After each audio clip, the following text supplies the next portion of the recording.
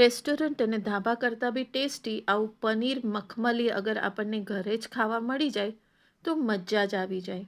તો ચલો પછી આની રેસીપી બનાવવાનું શરૂ કરીએ. તો અહીંયા મેં કટિંગ ચોપિંગ બધું કરી લીધું છે. એક પેન મૂકી દીધું છે, એની અંદર 1 ચમચો ઘી નાખી દીધું છે. આપ તેલ યા બટર પણ નાખી શકો છો. થોડું ગરમ થઈ ગયું એટલે 2 લવિંગ, 4 કાળા મરી, 1 એલચી ને 2 તજના ટુકડા નાખી દીધા છે. એ થઈ ગયા એટલે એક મોટી ડુંગળીને લાંબી લાંબી કટ કરીને એડ કરી દીધી છે. ડુંગળી થઈ ગઈ એટલે 4-5 લસણની કળી, 2 લીલા મરચાં અને 1 ટમેટાને બી એડ કરી દીધું છે ને આ બધાને સારી રીતે તળાવવા દીધું છે. થોડીક વાર તળાઈ ગયું એટલે મીઠું નાખી દીધું છે, અડધી ચમચી હળદર નાખી દીધી છે અને આ બધાને સારી રીતે હલાવી અને થોડાક ધાણા નાખી દીધા છે દંડી સાથે અને એ બધાને બી સારી રીતે મિક્સ કરી દીધું છે. હવે આને ઢાંકીને 2 થી 5 મિનિટ સુધી થવા દેશો.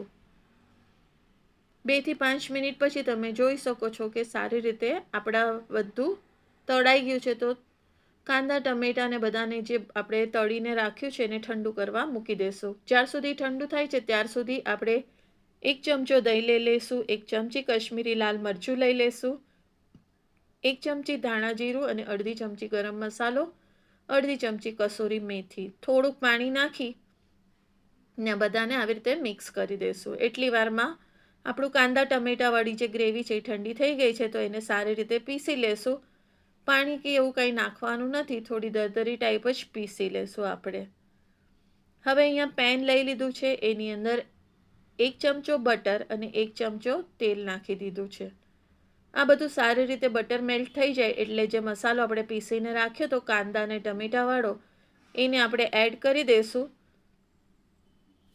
અને જે દહીંવાળું આપણે બેટર બનાવીને રાખ્યું તો મસાલા અને દહીંને મસાલા મિક્સ કરીને એને પણ એડ કરી દઈશું અને થોડુંક પાણી પણ એડ કરી દઈશું.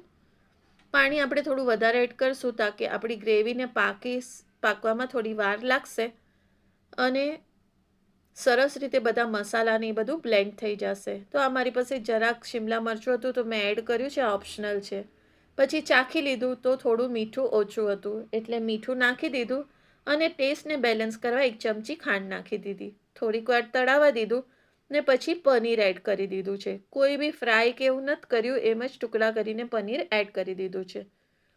થોડીક વાર માટે પનીર સાથે ગ્રેવીને થવા દઈશું અને પછી આપણે એડ કરી દઈશું 4 થી 5 ચમચા ક્રીમ. તો આ ઘરની મલાઈ છે, તમે બજારનું બી ક્રીમ યુઝ કરી શકો છો ને આ આપણી રેસીપી તૈયાર છે. રેસીપી પસંદ આવે તો લાઈક, શેર